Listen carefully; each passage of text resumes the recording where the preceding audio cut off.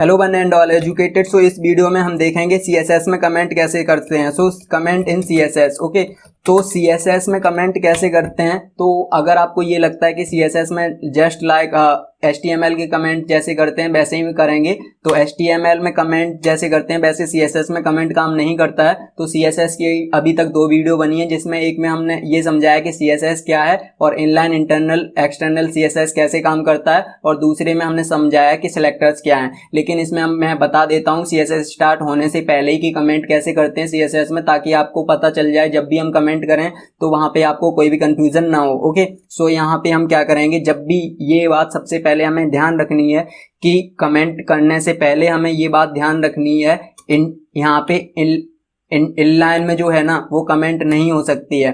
हम यहाँ पे 2 ही चीज़ों में कमेंट कर सकते हैं, या तो हम इंटरनल सीएसएस यूज कर रहे हैं तब कमेंट कर सकते हैं, या फिर एक्सटर्नल सीएसएस यूज कर रहे हैं तब कमेंट कर सकते हैं। लेकिन उससे पहले जिन लोगों को ये भी नहीं पता है कि कमेंट क्या होते हैं, तो कमेंट हमेशा ये याद रखिए, कमेंट कोड को समझाने के लिए यूज होते हैं, to explain the code. Okay, to explain the code. जब भी हमें कोड को एक्सप्लेन करना हो तो हम कमेंट का यूज करते हैं। तो ये जो कमेंट हैं ये ब्राउज़र जो है हमारा, किसी ब्राउज़र में हम अपनी HTML या फिर PHP फाइल को रन कर रहे हैं, या फिर CSS की फाइल को रन कर रहे हैं, और वहाँ पे हमारी CSS फाइल है। अब देखिए CSS फाइल है तो वहाँ पे तो CSS ही कोड होगा, लेकिन PHP और HTML में हमारा जो कोड है वो CSS भी हो सकता है। तो यहाँ पे क्या है, जितनी भी कमेंट हैं जो हमने CSS के अंदर CSS कमेंट कर रखी हैं वो ब्राउज़र इग्नोर कर देगा, उन कमेंट्स को रन नहीं करेगा। सो इट इग्नोर्स, यहाँ पे हम लिख सकते हैं it ignores by browser. Okay, 1 minute, ignore by browser. तो यहाँ पे ये है कि ये जो कमेंट्स हैं ये ब्राउज़र इग्नोर कर देता है। इग्नोर का मतलब ये है, यहाँ पे जो भी हम कोड लिखेंगे उसके बीच में अगर हमने कोई भी लाइन कमेंट कर दी है तो उससे फ़र्क नहीं पड़ेगा हमारे कोड पे। ओके, सो ये समझने के लिए हमें एक न्यू फाइल बनानी पड़ेगी, और वहाँ पे हम समझेंगे कि कैसे जो हमारी कमेंट है वो काम करती है। तो यहाँ पे मैं क्या करूँगा, एक न्यू फाइल लूँगा और वहाँ पे मैं इसको सेव कर लेता हूँ। मान लीजिए यहीं पे मैंने सेव कर लिया, इसको CSS के अंदर कर लेता हूँ। यहाँ पे मैंने कर दिया comment.html। ओके, तो comment.html से सेव किया, और यहाँ पे मैं HTML को स्टार्ट करूँगा और यहाँ पे मैं लिखूँगा CSS कमेंट। तो CSS कमेंट इसका मैंने टाइटल दे दिया। अब आपको पता है यहाँ पे मैंने कोई भी एक, मान लीजिए फॉर्म बना लिया। ओके, फॉर्म में मैंने मान लीजिए एक लेबल ले लिया और लेबल में मैंने नेम लिया। ओके, और इसके बाद में मैंने क्या किया, एक मान लीजिए इनपुट ले लिया और नेम ले लिया। तो मैं कमेंट ही समझा रहा हूँ, लेकिन मैं अभी यहाँ पे कुछ का CSS यूज करने के लिए कुछ हम यहाँ पे बोल तो लेने पड़ेंगे ना, क्या लेने पड़ेंगे, कुछ टैग्स जिनमें हम अपनी CSS को यूज करेंगे। ओके, सो यहाँ पे मैंने सबमिट ले लिया। ओके, ये हमारा सबमिट हो गया। अब मैं क्या करूँगा, CSS यूज करने के लिए मैंने यहाँ पे बताया है कि CSS या तो आप इंटरनल यूज कीजिए या फिर एक्सटर्नल। कभी भी हमारी इनलाइन CSS में कमेंट यूज नहीं हो सकती है। ओके, सो कमेंट हम कैसे करते हैं, CSS में कमेंट करने का सिर्फ और सिर्फ एक ही तरीका है। जहाँ से आप कमेंट लाइन स्टार्ट कर रहे हैं वहाँ पे फॉरवर्ड स्लैश लगाइए, हैश लगाइए, और जहाँ आप कमेंट एंड कर रहे हैं वहाँ पे हैश लगाइए और फॉरवर्ड स्लैश लगाइए। इस तरीके से इसके बीच में जो भी आप XYZ लिख रहे हैं वहाँ पे आपका जो लिखा है XYZ वो हमारा कमेंट में आ जाएगा। ओके, तो यही फॉर्मूला हम यहाँ पे यूज करेंगे, लेकिन यहाँ पे सबसे पहले हम इनलाइन में करते हैं, फिर एक्चुअली में इंटरनल में करते हैं, उसके बाद में हम एक्सटर्नल में करेंगे। तो यहाँ पे मैंने स्टाइल लिखा, तो स्टाइल हेड में जब भी हम लगाते हैं इसका मतलब ये है यहाँ पे हम इंटरनल CSS का यूज कर रहे हैं। अब मुझे मान लीजिए सबसे पहले इस पेज को मैं रन करके बताता हूँ आपको। ओपन इन ब्राउज़र, इसको मैंने रन किया और यहाँ पे इसको बड़ा कर दिया। ओके, सो अभी मुझे क्या करना है, ये जो नेम है ना इसका हमें फॉन्ट चेंज करना है, और इसका फॉन्ट साइज चेंज करना है, फॉन्ट वेट चेंज करना है, और फॉन्ट फैमिली चेंज करनी है। 3 चीज़ें इसके चेंज करेंगे। तो ये लेबल में है ना हमारे, तो यहाँ पे मैंने क्या किया, कोई एक क्लास ले लूँगा मैं। मान लीजिए यहाँ पे एक क्लास बनाई LA। ओके, एक हमने LA क्लास बनाई, और यहाँ पे मैं लिखूंगा फॉन्ट फैमिली। तो फॉन्ट फैमिली मुझे क्या करनी है, इसकी एरियल करनी है, तो एरियल इसकी फॉन्ट फैमिली कर दी मैंने। और मैंने बताया यहाँ पे मैं फॉन्ट साइज भी इसका चेंज करूँगा, तो फॉन्ट साइज मैंने कर दिया इसका मान लीजिए 25। इसके बाद में मुझे क्या करना है, इसका फॉन्ट वेट भी चेंज करना है। ओके, सो यहाँ पे मैं फॉन्ट वेट भी इसका चेंज कर दूंगा। तो फॉन्ट वेट मैंने इसका कर दीजिए है 900। तो याद रखिए हमेशा, अगर आपको फॉन्ट वेट सबसे जो मैक्सिमम है वो आपका 900 ही है, ओके। और अगर आप मिनिमम में जाना चाहें तो 500 और मतलब 500 करेंगे। 1 मिनट। अगर आप 500 करते हैं तो वो मिनिमम है, लेकिन 500 से बिल्कुल अगर उससे कम करते हैं तो फॉन्ट पे कोई फर्क नहीं पड़ेगा। वो अभी मैं आपको करके दिखा दूंगा। तो यहाँ पे मैं इसको आके रिफ्रेश करता हूँ। तो 1 मिनट। सो यहाँ पे मैंने क्या किया, अभी क्लास को रन नहीं किया, तो मैं यहाँ पे क्लास को लगा देता हूँ कॉल कराने के लिए। तो यहाँ पे मैंने कॉल करा रही है इसको एले। तो हमने क्लास बनाई थी, आपको मैंने बताया कि क्लास जब भी बनानी है तो डॉट से रिप्रेजेंट होता है कि क्लास, ओके। अगर मैं यहाँ पे हैज लगा देता तो इसका मतलब मुझे आईडी देनी पड़ती, तो यहाँ पे डॉट है इसलिए ये क्लास है। अब यहाँ पे आया, मैंने इसको रिफ्रेश किया तो आपने देखा इसका फॉन्ट वेट है वो हो गया है 900। मैंने बताया मैक्सिमम है, इसका मतलब मैं यहाँ पे अगर इससे ज़्यादा कर रहा हूँ, मान लीजिए 900 का मैंने 1000 कर दिया। अब इसको मैं रिफ्रेश करता हूँ अगर, तो आप देखेंगे कोई भी चेंजमेंट इसमें देखने को नहीं मिलेगा, क्योंकि मैंने बताया 900 मैक्सिमम है। लेकिन 900 के अलावा सबसे पहले इसको मैं 900 ही करता हूँ, ओके। सो 900 हो गया और यहाँ पे मैंने रिफ्रेश किया, कोई फर्क नहीं पड़ा। लेकिन अगर मैं 800 करता हूँ तो आप देखेंगे यहाँ पे फर्क पड़ेगा। 1 मिनट, ओके। सो यहाँ पे अभी फर्क पड़ रहा है, लेकिन अभी आपको नहीं दिख रहा है। मैक्सिमम 900 होता है, ओके। लेकिन मैं यहाँ पे अगर मैंने बताया मिनिमम 500 होता है, तो 500 मैंने किया और यहाँ पे आपने देखा ये हो गया। अब 500 से जितना कम कर लीजिए आप, यहाँ पे मैं 400 कर देता हूँ, तो आपको कोई भी चेंजमेंट देखने को नहीं मिलेगा। मैं यहाँ पे 100 कर देता हूँ, कोई भी चेंज आपको देखने को नहीं मिलेगा। लेकिन अगर मैं यहाँ पे 600 कर देता हूँ तो आपको चेंज देखने को मिल जाएगा, ओके। देखा आपने, चेंज देख लिया। तो यहाँ पे 500 से लेके 900 तक फॉन्ट साइज होता है, फॉन्ट वेट होता है, ओके। फॉन्ट वेट कहें तो यहाँ पे बोल्ड, ओके। कितना आप फॉन्ट को मोटा करना चाहते हैं वही हमारा फॉन्ट वेट है, ओके।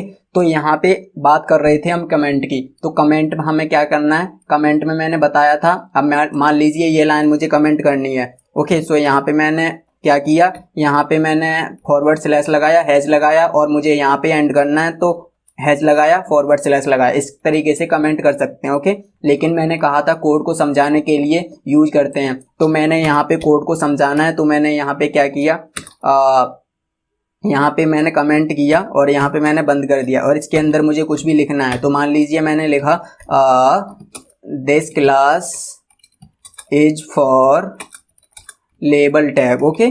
तो ये क्लास है जो लेबल टैग के लिए बनाया गया है, इसका मतलब इसको लेबल टैग में यूज किया गया है। इस तरीके से हम कमेंट कर सकते हैं। और जिन लोगों को ये नहीं पता है कि HTML में कैसे कमेंट करते हैं, अब देखिए यहाँ पे मैंने बताया कि CSS में हो रहा है कमेंट, तो CSS का मतलब है इस स्टाइल टैग के अंदर ही ये कमेंट काम करेगा। इस स्टाइल टैग के अंदर आप कहीं भी इसको यूज कर सकते हैं, लेकिन जैसे ही इस स्टाइल टैग के बाहर आते हैं ये कमेंट काम करना बंद कर देगा। देखा आपने, तो यहाँ पे ये हमारी HTML की कमेंट चलेगी। अगर हम यहाँ पे HTML कमेंट करेंगे तो चलेगी। तो यहाँ पे मैंने HTML का कमेंट कर दिया। तो आपको पता है HTML की कमेंट ये है ओपनिंग टैग, और ओपनिंग जो है हमारा वो होती है, आप देख लो यहाँ पे जो ओपनिंग है वो यहाँ पे एक एंगल ब्रैकेट लगाना है, जो कि हमारा लेफ्ट एंगल ब्रैकेट है, उसके बाद में एक्सक्लेमेशन मार्क, उसके बाद में डबल डैश, ओके। और जब हमारी एंड होती है तो डबल डैश और हमारा राइट एंगल ब्रैकेट, ओके। इस तरीके से हम HTML में कमेंट करते हैं, जिन लोगों को नहीं पता है। तो यहाँ पे हम कुछ भी लिख सकते हैं, दिस इज दी स्टार, मान लीजिए मैंने लिख दिया here is the style tag. तो यहाँ पे इस तरीके से वैसे लिखते नहीं है ये, जब हमारा जो कोड होता है वो थोड़ा कॉम्प्लिकेटेड होता है तब हम लिखते हैं, लेकिन हमें कमेंट करना तो सीखना है। और जब हम बड़े मतलब प्रोजेक्ट भी बनाएंगे इस चैनल पे, ऐसा नहीं है। अभी हम PHP को जब खत्म करेंगे उसके बाद में हम प्रोजेक्ट देखेंगे, छोटे प्रोजेक्ट देखेंगे, माइनर देखेंगे, मेजर भी देखेंगे, कोई दिक्कत वाली बात नहीं है, ओके। सो चैनल अगर आप सब्सक्राइब करते हैं तो आपको देखने को सब मिल ही जाएगा, ओके। तो यहाँ पे एक और बात ये है कि अगर आपको ये लगता है कि आपने अगर CSS पढ़ी होगी तो आपको लगता होगा कि ये CSS वाली कमेंट है, तो आप क्या करेंगे, यहाँ पे आके आप वो